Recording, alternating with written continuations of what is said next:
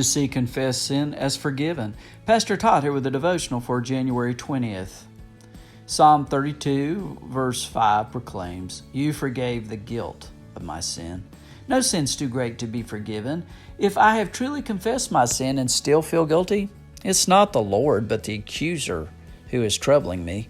The blood of the Lamb fully satisfied the demands of God's righteousness. We must rest in the promise of God that He is faithful just to forgive all our sins, and when we confess them, we know we are forgiven.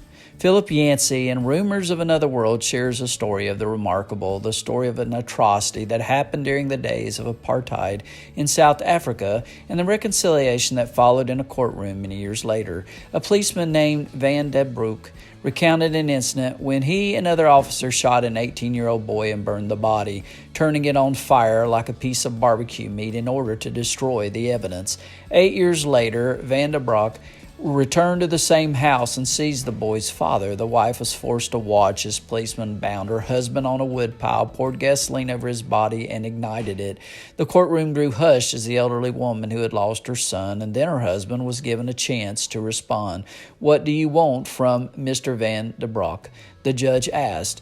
She said she wanted Van den Broek to go to the place where they burned her husband's body and gather up the dust so she could give him a decent burial.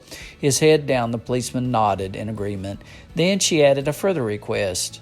"Mr. Van den Broek took all my family away from me, and I still have a lot of love to give. Twice a month I would like for him to come to the ghetto and spend a day with me so I can be a mother to him.